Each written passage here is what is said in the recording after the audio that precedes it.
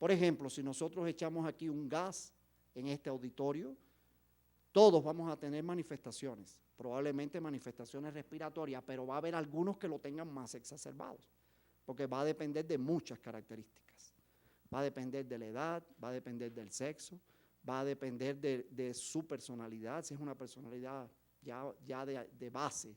Por ejemplo, histérico es una persona que va a ser más abrupto que todos los demás.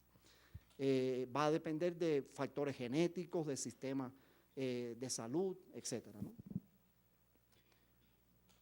Y también, esto es otra particularidad en las emergencias químicas, que es la gran cantidad de sustancias químicas que tenemos. Gran cantidad de sustancias químicas, y que por eso es que nosotros necesitamos buenos sistemas de información. Nadie tiene aquí las características de 100.000 sustancias químicas, que son las que son de uso común, porque son millones a nivel de experimentación, ¿no? Pero de uso común tenemos aproximadamente unas 140.000 sustancias químicas. Nadie las tiene aquí, están las bases de datos, que son las que yo les voy a enseñar a ustedes, esas buenas bases de datos. Y también hay que tener otra característica que no existe en otras emergencias, laboratorios que nos puedan ayudar para el diagnóstico, tanto a nivel ambiental como a nivel biológico, ¿no? Y algunas otras características que vale la pena mencionar, por ejemplo, estas emergencias, la mayoría son repentinas, muy poco tiempo para pensar y actuar.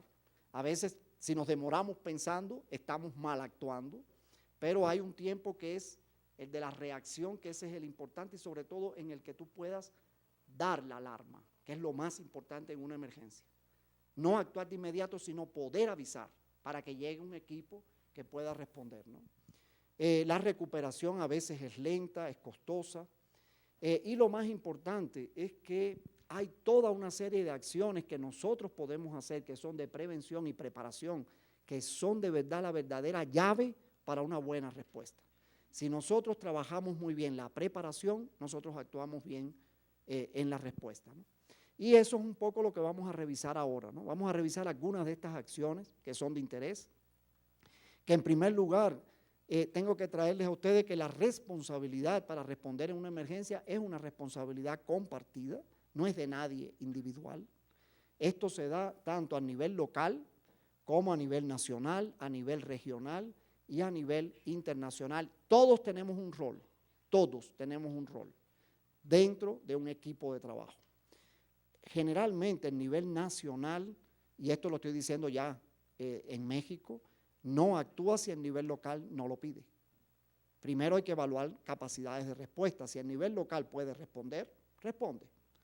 Ellos activan al nivel nacional cuando no pueden responder.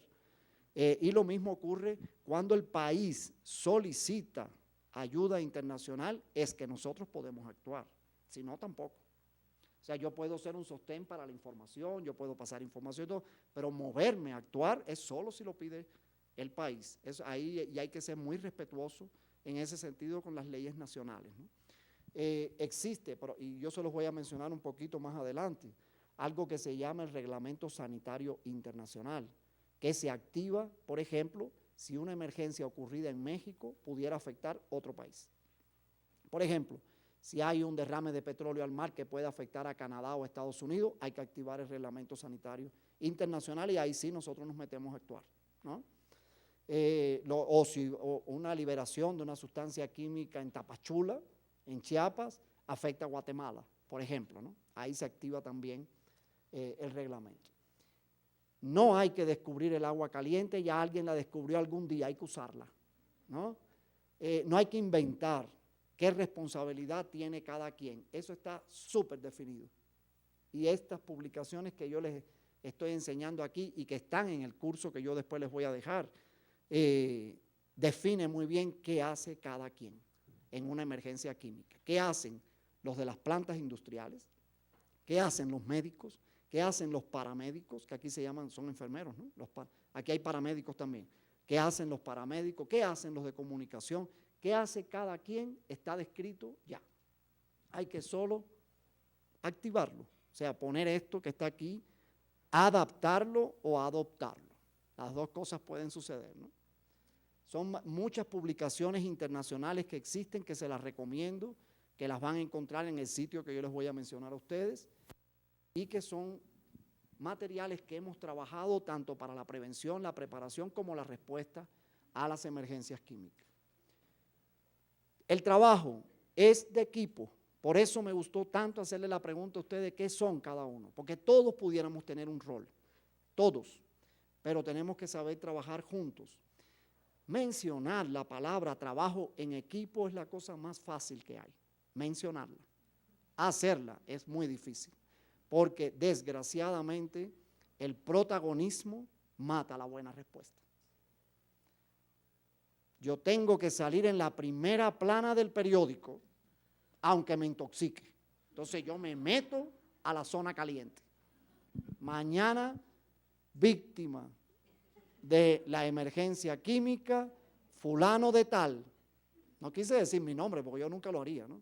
Pero hemos luchado con políticos que han hecho eso. No de México, de otros países.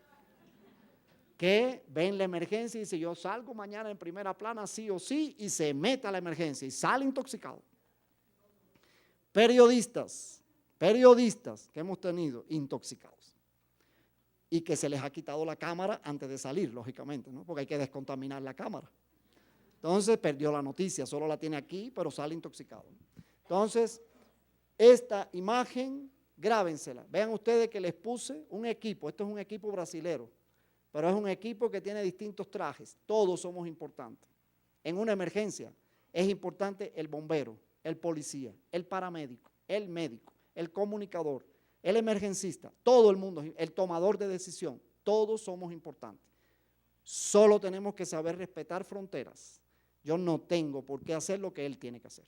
Es su trabajo, respeto su trabajo, yo espero el mío. Los médicos tenemos un serio problema porque estamos muy adaptados a atender la emergencia. Y vemos una gente que mueve un brazo así, ya lo estamos atendiendo. No, en una emergencia química, el brazo hace así y hay que quedarse tranquilito. Hay que quedarse tranquilito. Entonces, ahí hay que usar una frase que se llama calma.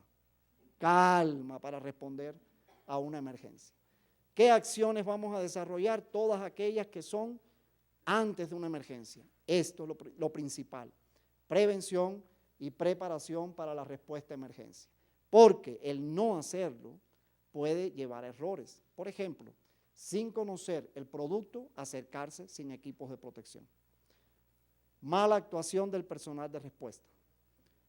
Mala actuación de la comunidad por desconocimiento. Eso es algo que ustedes van a ver muy frecuente. ¿Quién es el primero que llega a una emergencia?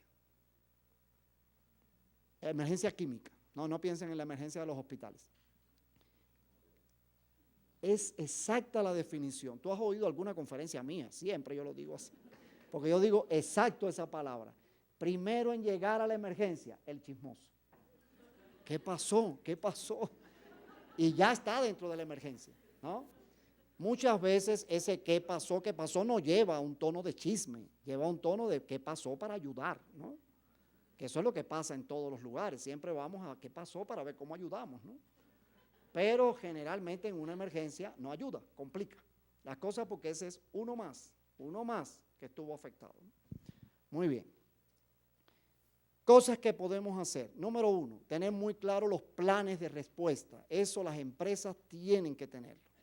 Cada empresa que manipula sustancias químicas tiene que tener un plan de respuesta. ¿Cómo yo hago si ocurre una emergencia? Eso tiene que estar escrito, pero no es escrito y guardado en el escritorio del jefe. Es escrito, conocido por todos y practicado por todos. Les comento, experiencia práctica. Llegamos a hospitales, ¿dónde está tu plan de respuesta a emergencia? Lo tiene el director. Ya, ok. ¿Este plan es conocido por todo el hospital? Sí, ok. Yo me voy directo a la emergencia del hospital. ¿Usted conoce el plan de respuesta a emergencia? ¿Qué es eso? Esa es la respuesta de los médicos. A la enfermera, ¿usted conoce el plan de respuesta a desastres de este hospital? Yo creo que sí. No, yo creo no. ¿Qué usted tiene que hacer si ocurre un desastre? Ay, doctor, no me ponga nerviosa. Eso es lo que dicen las enfermeras, no me altere. Está alterada ya con la emergencia y llego yo con mis preguntas, imagínate, ¿no? Entonces, eso es importante. No es solo tener el plan, sino practicarlo. Lo otro, tener un inventario de peligros. Si ustedes tienen muy bien inventariado dónde están los peligros, ustedes pueden saber en un momento determinado, ocurrió una emergencia y no los sorprende a ustedes. Ustedes buscan, ¿y qué había allí? Ah, no, ahí había almacenado ácido sulfúrico, había esto, había lo otro. Entonces, es una posibilidad de actuar. Hay que tener muy bien la localización de las industrias, los puntos de embarque y desembarque, el transporte y sus rutas, el registro de sustancias peligrosas y su localización. Y quiero decirles que el CENAPRED está trabajando mucho en eso. El CENAPRED está trabajando en un mapa de riesgos, cosa que es bien interesante, porque ellos están mapeando a nivel de todas las zonas todo lo que existe, entre ellos las sustancias peligrosas. Entonces, esto va a ayudar mucho, porque es una georreferenciación de todos los peligros y por tanto la actuación pudiera facilitarse. Y esto tiene llaves de acceso. Lógicamente, esto no puede ser una información pública, porque decir dónde están todas las cosas industriales aquí, eso es una información que no es pública. Pero sí hay llaves para poder entrar a buscar la información. Lo otro que hay que tener muy bien registrado es el personal que va a actuar en una respuesta, sea bomberos, sea policías, sea paramédicos. Eso que ustedes ven ahí fue un despliegue en un simulacro. Ese fue en Manaus, que ahora les cuento algo de ese simulacro después. Muy bien, ven ustedes aquí todo inventariado y están viendo también unas mantas verdes, unas mantas amarillas. Eso lo vamos a ver un poquito más adelante, lo que había mencionado muy bien nuestro colega, que es necesario el triaje de pacientes. Muy bien. Lo otro, esto es importantísimo en las emergencias químicas. Levanten las manos aquí, ¿cuántos trabajan en hospitales? Dos. ¿Cuántos trabajan en industria, en empresas? Bien, ahora bajen la mano y ahora levanten la mano aquellos que conozcan que si ocurriera una emergencia existen equipos de descontaminación para abrir afuera del lugar. Ok, algunos por lo menos. Si yo le preguntara a los de los hospitales, probablemente nos van a decir que no. Es una práctica mala que tenemos que corregir, no en México, en América Latina. No tenemos cultura de descontaminar antes de que entre al hospital. Lo que ustedes vieron del metro de Tokio, todo el mundo entró al hospital, no descontaminaron a nadie. Si todo el mundo entra al hospital contaminado, a ese hospital háganle una cruz. Está contaminado el hospital. Entonces, esto hay que tenerlo afuera. Equipos áreas de descontaminación masiva. Número 1, en la zona de descontaminación de todo el que entra a la zona caliente, pero esa gente que es transportada al hospital, nosotros también los tenemos que descontaminar. Y para eso no hay que tener un área de descontaminación desplegada, hay que tenerla prevista. Por ejemplo, que usted diga, el área de descontaminación de mi hospital va a ser esta plazoleta que está frente al hospital, que tiene puntos de agua y yo voy a colocar duchas colectivas. Esta ducha que ustedes ven acá, ven esta del lado acá, es un invento tico, costarricense. Fueron los bomberos de Costa Rica. Miren qué buena manera para hacer una descontaminación de un equipo de protección personal. Y eso lo inventaron ellos con artículos que son súper baratos y que nosotros podemos pensar, pero podemos tener cosas de este tipo, por ejemplo, para hacer descontaminación masiva, duchas como esa, pero colectivas, donde tú llegas, le quitas la ropa a la gente, descontamina, metes la ropa en bolsa, eso se va a descontaminar después, pero tú garantizas que el que entra al hospital no entra contaminado, ¿no? Muy bien. Lo otro que hay que tener, lógicamente, todo un equipo de material médico para atender a un intoxicado. Eso incluye suministro de oxígeno, laringoscopios, sondas endotraqueales, mascarillas, sistemas de succión, etc., ¿no? Antídotos. Gran problema. Ese no es problema mexicano, problema de todos en Latinoamérica. Los antídotos son caros. Son caros. Hay que preverlos. Por ejemplo, si ocurre una intoxicación masiva por una emergencia en un lugar, ¿de dónde yo me traigo los antídotos para poder resolver? Y hay industrias, para los que trabajan a nivel de industria, que si, por ejemplo, usan cianuro, tienen que tener antídotos. Hay el kit de Kelly, se llama así, que tiene estos antídotos que son para cianuro. Si alguno de ustedes trabaja en industria donde se usa cianuro, no pueden esperar, tienen que tener antídotos. Porque un intoxicado por eso se muere, si no lo atiende rápido, ¿no? Cosas que a veces ni se piensan para la respuesta a emergencia es tener artículos de laboratorio. ¿Cómo yo voy a hacer muestras si no tengo recipientes para recoger muestras? Entonces hay que prever de dónde yo saco este tipo de artículos si yo quiero hacer el monitoreo biológico de gente expuesta en una emergencia química, ¿no? Tener las instalaciones bien previstas. Por ejemplo, las instalaciones de equipo de emergencia, donde yo guardo el equipo de emergencia, que yo le haga inspecciones periódicas.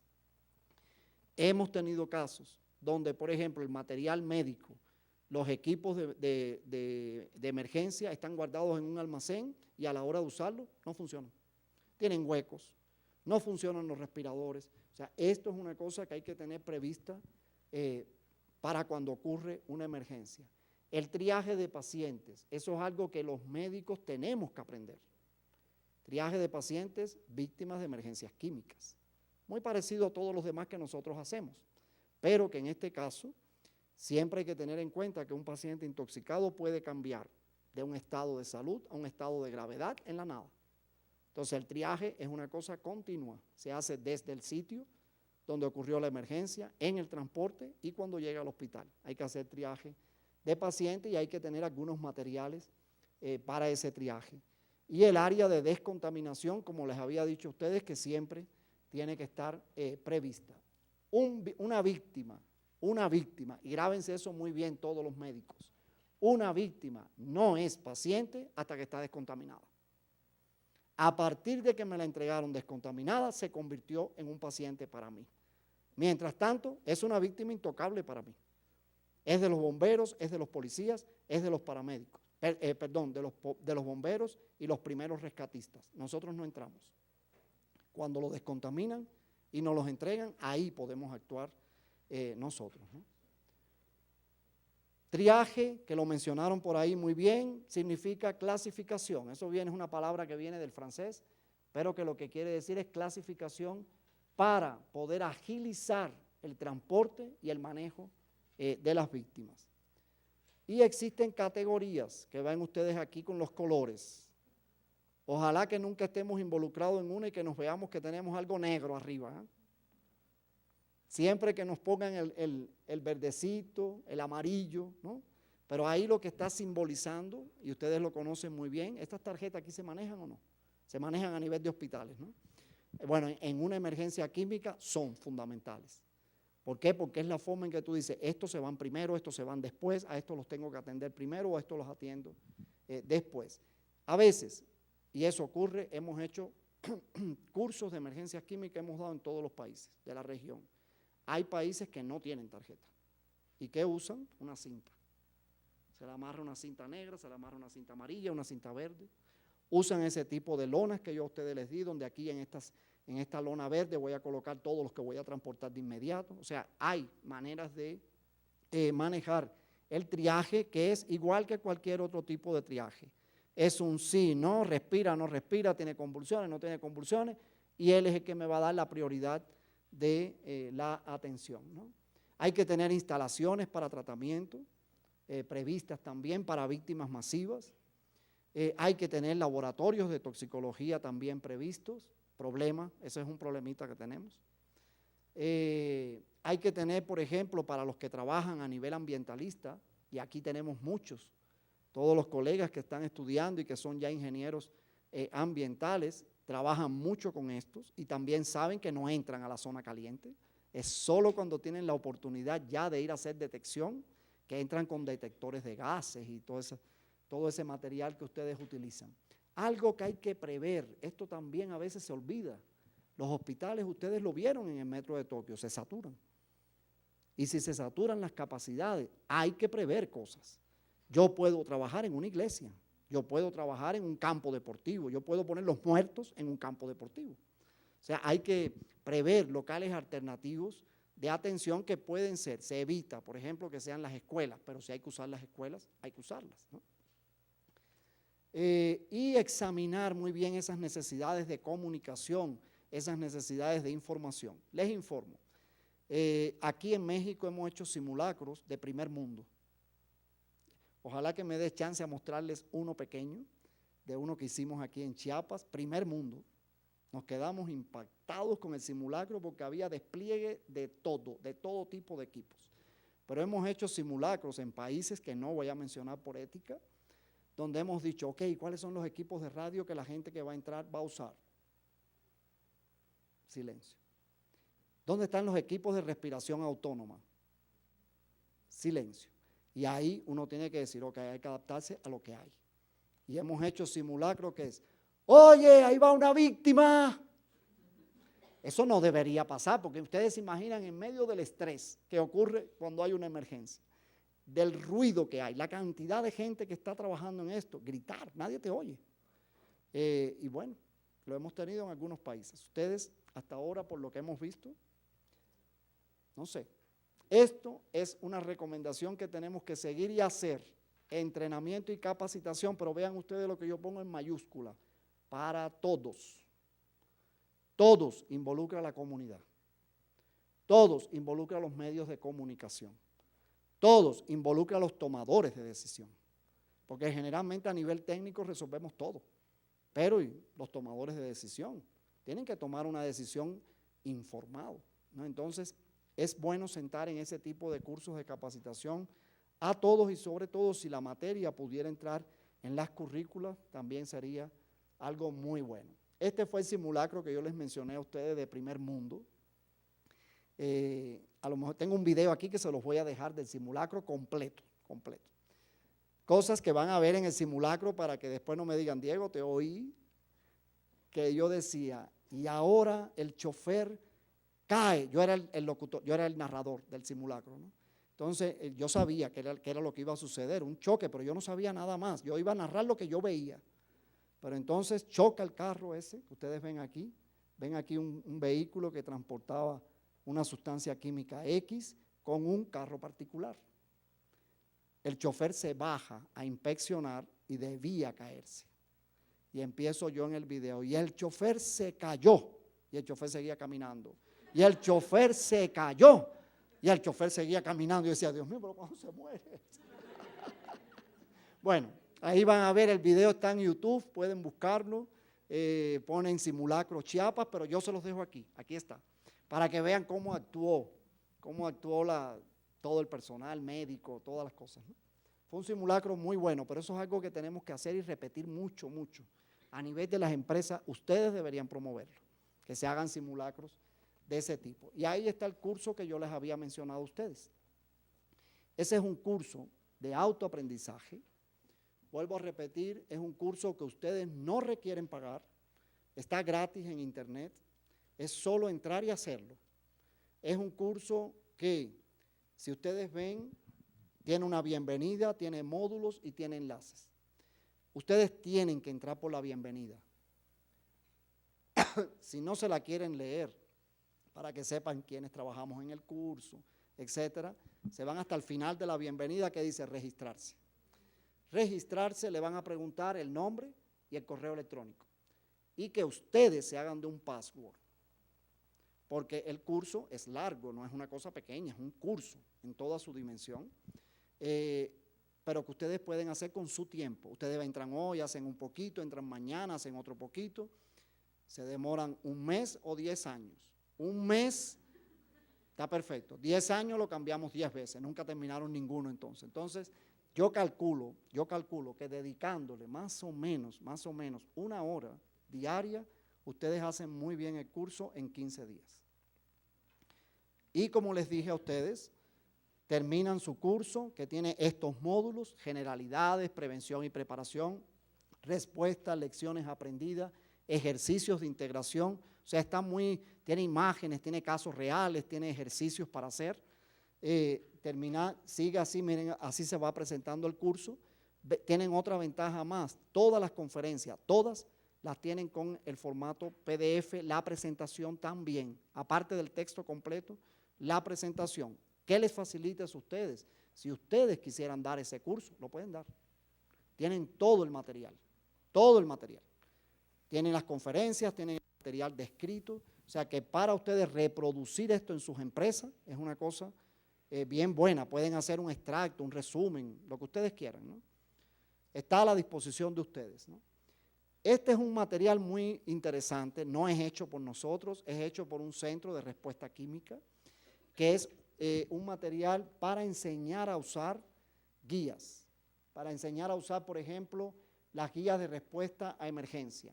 ¿Qué significan los colores? Cuando ustedes van por una carretera y ven un camión con un rombo naranja, con 3 números, ¿qué significa eso? Y eso se lo van enseñando de una forma bien dinámica. Es un bombero el que les va explicando cada una de las cosas, ¿no? Entonces es un material bien bonito, vale la pena que ustedes le den una mirada. Otra de las cosas que tenemos que tener: sistemas de notificación de casos, lo que yo les presenté a ustedes que hace Profepa, ¿no? Un sistema que nos diga a nosotros cuáles son las principales emergencias. ¿Qué más tenemos que saber hacer? Comunicarnos con los demás. Quiere decir, tengo una emergencia, yo puedo hacer una consulta a alguien. Bien, siéntanse siempre respaldados, tenemos redes de trabajo. Y hay una red que se llama REQUILAC, Red de Emergencias Químicas de Latinoamérica y el Caribe, con mucha gente con experiencia en el tema de emergencias químicas. Vale la pena suscribirse. Gratuita, y es tener el deseo de intercambiar información. Tenemos todo tipo de gente aquí. Gente que tiene un caso y lo pone y hace preguntas. Gente que le da miedo exponerse en internet haciendo preguntas y piensen que él no sabe y se queda calladito todo el tiempo, solo leyendo y leyendo y leyendo. Bueno, esa es una gente también, ¿no? Entonces, aquí circulamos muchos materiales educativos, circulamos libros, circulamos todo, casos reales, noticias de un caso real. Entonces, por favor, es una red que está a la disposición. Por esa vía pueden entrar y suscribirse ustedes mismos, lo va a recibir un moderador y él les da la suscripción, y si tienen problemas me escriben. Yo les voy a dar el correo mío electrónico, ustedes me pueden escribir: Diego, no sé entrar, por favor, quiero que me suscriban. Al día siguiente ya están suscritos ¿ya? Entonces esa red está para ustedes. Lo otro, es bueno que ustedes sepan que ustedes están respaldados, los médicos, los colegas que no son médicos, ambientalistas, lo que sea, están respaldados por centros de respuesta. Y hay 2 tipos de centros que ustedes tienen que conocer para las sustancias químicas. No estoy hablando ahora solo de emergencias químicas. En general, para las sustancias químicas hay 2 tipos de centros. Los centros toxicológicos, que funcionan 365 días, 24 horas, y los centros de respuesta química. Centros toxicológicos en México tienen varios, tienen aproximadamente 21 centros toxicológicos. La mayoría están aquí, en el DF, pero tenemos centros, por ejemplo, en Veracruz, en Guadalajara, tenemos centros en Tamaulipas. O sea, hay varios centros, otros centros que no están solo en el DF. Hay un directorio de los centros que ustedes lo encuentran aquí. Entran a esa página, la página de Retomex, Red de Toxicología de México, y ahí ustedes ven que dice directorio de la Retomex. Ahí tienen todos los centros toxicológicos, su director, sus teléfonos, sus direcciones. Ese es un centro que a ustedes lo respaldan si tienen un intoxicado, sobre todo un intoxicado, a nivel de las empresas, a nivel de lo que sea. Y hay otros tipos de centro, que es el llamado Centro de Respuesta Química, que en México hay uno, que es el CETIC. CETIC, Sistema de Emergencia para el Transporte de Sustancias Químicas, que depende de la ANIC, la Asociación Nacional de Industria Química. Ese es un centro que también funciona a las 24 horas, que ustedes pueden pedir información. Ellos no son médicos. Aquí es más para la información de la respuesta, esa primera respuesta. Los médicos tienen los toxicólogos, ¿no? Los centros toxicológicos. Muy bien, vamos a ver algunas acciones de respuesta. El simulacro de Chiapas, ¿no? Cuando hacemos simulacro hacemos esto. Ustedes ven, se les dice a los bomberos, hay que descontaminar de verdad. Se piden voluntarios, ¿quién se deja desnudar? La mayoría dice, hasta aquí, hasta eso, ¿no? Descontamínenme esto, pero no me quiten todo, ¿no? Quiero decirles algo, en Brasil, en Manaus, aquel que yo les enseñé, hicimos un simulacro, se lo tomaron tan en serio que desnudaron a una muchacha a los bomberos. Y todo el mundo foto, y la muchacha dijo, prohibido que esto salga en Playboy. Lógico, no le quitaron todo, la dejaron en pantaleta y no sé cómo dicen aquí, nosotros decimos bluma y ajustador, ¿no? Pero bueno, esas cosas ocurren cuando la gente se toma muy en serio los simulacros, pero y eso es bueno también, porque yo recuerdo que en aquel simulacro fracturaron a una persona que quería entrar a la zona caliente, le fracturaron el brazo, ¿no? Muy bien, pero eso es del simulacro de Chiapas, acciones de respuesta que tienen estas llaves que son las del éxito. Número 1, coordinación eficaz. Número 2, respuesta multidisciplinaria, información y medios disponibles. Tenemos que tener las cosas para poder responder. Hay que contemplar, ver todo lo que está ocurriendo antes de actuar. No se toman acciones a la ligera. Hay que observar y hay que observar para poder responder en el caso de que ocurre una emergencia. Hay 4 nos. Los 4 no en la respuesta a una emergencia. No se vuelva una víctima. No queremos más. Con las víctimas que hay es suficiente. No se precipite. Esa va mucho para nosotros. No pruebe, coma, huela y toque nada. Quédese intacto. Realmente nosotros en muchas de las cosas hacemos esto. No haga nada por aquí. No tome nada, no toque nada. O sea, ese es el tipo de expresión y no haga suposiciones. Que las suposiciones a veces llevan a errores grandes, ¿no? Eso es más o menos para que ustedes vean un escenario de una respuesta a una emergencia. Ven ustedes, ocurre una emergencia, hay una zona caliente, hay una zona tibia y hay una zona fría. Médicos, todos los que estamos aquí, zona fría. Aquí no, nadie dijo que era bombero, ¿no? Bomberos a la zona caliente. Policías es el que va a acordonar las zonas. Ese es el que no debe permitir que nadie entre, ¿no? Hay experiencias con eso también, ¿no? Y a nivel de la zona caliente y la zona tibia es que se arma el área de descontaminación que llega hasta la zona fría para sacar a la gente totalmente descontaminada, ¿no? Muy bien, ahí tienen ustedes esas 3 zonas y donde nosotros trabajamos. Atención prehospitalaria, que son todas esas acciones que podemos hacer antes de que la gente llegue al hospital, solo la podemos hacer en la zona, ¿qué zona? La fría, muy bien. Hay que realizar la asistencia prehospitalaria, esa la conocen ustedes muy bien. Primero, descontaminación, eso es lo primero. Descontaminación, triaje, muy bien mencionado por ahí, sostén de las funciones vitales y el transporte de las víctimas hacia los hospitales. Y hay que seguir protocolos. En ese sitio, ustedes encuentran protocolos para las primeras causas de emergencia en Estados Unidos. Están en inglés. Hay un detalle con la información, ustedes saben que la mayoría no está en español, está en inglés.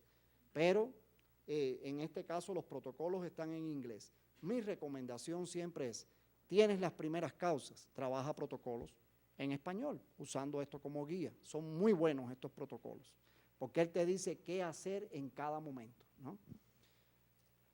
Muy bien. La respuesta hospitalaria comienza con la llegada de las víctimas, finaliza con el egreso de los pacientes y hay toda una serie de actividades que se van desarrollando en el hospital que ya más o menos ustedes conocen, que inician con la descontaminación, con el triaje de pacientes y después el manejo de los intoxicados. Ese, por ejemplo, es un área de descontaminación desplegada fuera de un hospital. Existe ese tipo de casas para hacer descontaminación, no son necesarias. Si se pueden tener, qué bueno, pero si no se tienen y hay duchas colectivas, ese es un buen área de descontaminación también, ¿no? El tratamiento en una emergencia química de una víctima es el mismo que ustedes hacen para cualquier intoxicado. Primero, eliminar la sustancia química en la puerta de entrada. Para eso hacen la descontaminación. 2, van a tratar de forzar la salida de la sustancia química que se absorbió. El uso de antídotos si los lleva y el manejo de las complicaciones. Son las reglas de oro del tratamiento de cualquier intoxicado, que lleva evaluación inicial, estabilización, clasificación, evacuación y monitoreo a largo plazo. Recuerden que pueden aparecer efectos a largo plazo, ¿no? Había mencionado reglamento sanitario internacional y la base de ese reglamento es que los riesgos no respetan fronteras. Un riesgo químico grande puede afectar a otros países y es ahí donde se activa, donde se declara una emergencia de salud pública, donde se trabaja el reglamento sanitario internacional y donde se trabaja la comunicación de riesgo. Una de las cosas que más complica las emergencias es una mala comunicación de riesgo. ¿Por qué? Porque y esto es lógico, las personas tienen incertidumbre, las personas tienen una sensación de urgencia, de alarma que necesitan ser atendidos y también se genera mucha confusión. Lo único que puede quitar la confusión es una buena comunicación. Entonces, siempre van a haber preguntas. Yo me voy a preguntar siempre, bueno, ¿y si mi hijo está expuesto? ¿Qué cosa es esa sustancia? ¿Cómo entra esa sustancia en su organismo? ¿Qué le puede producir en su organismo? ¿Le puede producir cáncer? Hay una cantidad de preguntas que la comunidad tiene que nosotros tenemos que darle la buena respuesta. No hay nada mejor para la comunicación de riesgo, y esto me puede desmentir si quiere la comunicadora, que el tener un buen vocero único. No yo hablando, el doctor que es un político hablando, el otro doctor que es otro tomador de decisión hablando y los tres diciendo cosas diferentes. La gente se confunde todavía más, ¿no? Entonces, ahí les presento a ustedes a mi jefa, ella es la representante de aquí de México de la OPS, la doctora Maureen Birmingham. Eso fue dando una entrevista de prensa en el simulacro de Chiapas, ¿no? Pero eso es importante, tener una gente que va a dar una información fidedigna, una información que cuando esto llega a la prensa, sabemos que a veces, y ahí nos lo puede decir también la comunicadora, los títulos que se utilizan no necesariamente son los más adecuados, pero si al menos llega una información fiel de lo que ocurrió, ya estamos contribuyendo bien. Una emergencia que tuvimos en Perú, niños muertos, intoxicados por órgano fosforado. Era un comedor popular donde les daban la leche a los niños. Y resulta que hubo alguien tan inteligente que con la misma paleta que revolvían los plaguicidas, él revolvía la leche. Niños muertos. Salió en la prensa. Gracias a la clara de huevo, algunos niños se salvaron. A partir de ahí, si ustedes leen eso, ¿qué ustedes hacen? ¿Qué hacen?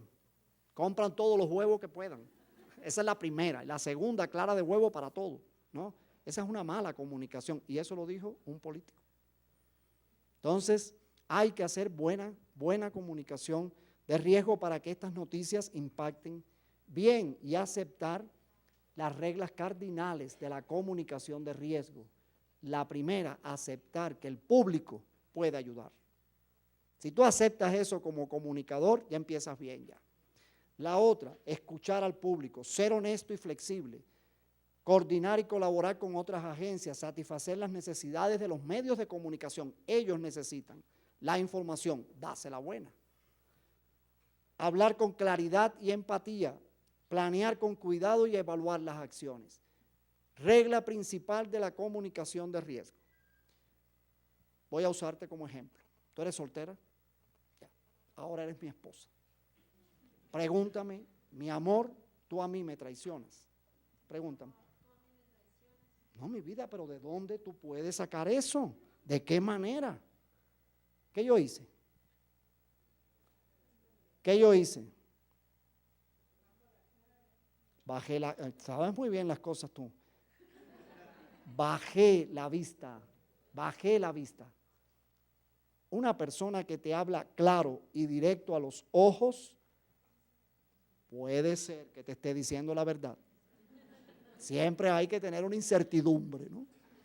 Pero ese que baja la vista, señores, olvídenlo. Pregúntamelo de nuevo. ¿Cómo tú crees, mi amor? ¿De qué manera tú crees que yo te pueda traicionar si tú eres lo más lindo que yo he conocido? ¿Creen que ella pueda dudar de mí ahora? No, tiene certeza absoluta, su esposo es fiel, ¿no? Muy bien, hay que aprender a hablar, hay que aprender a comunicar el riesgo. Tú no puedes hablarle a una comunidad que está con incertidumbre, con estrés, con griterías y cosas, bajando la vista, todo el tiempo moviendo esto. Esto es nerviosismo. Si tú haces así, estás todo el tiempo hablando. No, porque tú sabes que ¿qué nerviosismo es eso? Hay que hablar con claridad, hay que aprender a hablar. Y eso, señores, hay que aprenderlo a hacer. Hay que aprenderlo a hacer. Voy a decirles otro chistecito por ahí. Pero con un compromiso de ustedes, yo les digo el chistecito, que es real, pero no lo apliquen a todo, porque puede haber errores, siempre hay incertidumbre, ¿ya? Pregúntame. No, mi vida, ¿cómo tú crees? Ojo con el dedo y la picazón. Ojo con eso. Los niños, a los niños tú le haces una pregunta. ¿Tú te comiste la manzana? No, papá, no. ¿Qué está haciendo él? Aguantando la mentira. El adulto evolucionó y subió un poquito más. Entonces, claro, ahora no vayan a llegar. Si mañana hay muertos, yo no tengo la culpa. Si ustedes hoy llegan y preguntan, ¿me eres infiel? No, ¡paf! No. Porque puede ser que de verdad le pique la nariz, ¿no? Entonces, pero el mensaje que quiero transmitirles a ustedes y que estoy seguro que ahora van a recordar siempre, hay que aprender a comunicar. Y para eso también tenemos un curso. Hay un curso de comunicación de riesgo, de autoaprendizaje, no requiere tarjetas de crédito, lo hacen con su tiempo, del pi al pa, hacen el examen, imprimen su certificado. Y si negociamos bien, también le podemos dar crédito académico.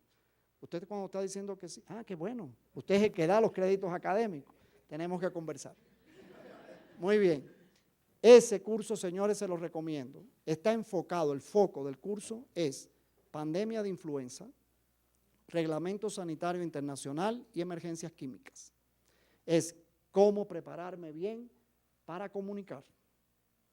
Por ejemplo, hablar con la prensa. Yo puedo ser un excelente profesional y un muy mal comunicador. Hay que saber hablar con la prensa. Que nos lo diga nuestra periodista. ¿No es? Ellas saben cuando la persona que le está hablando dejó algo por ahí y ellos no se van para lo que es bueno, se van para el ahí a la llaga, ¿no es así? Así es, muy bien. Entonces hay que aprender a hacer un plan de comunicación, cómo armar un buen mapa de mensajes para la comunidad.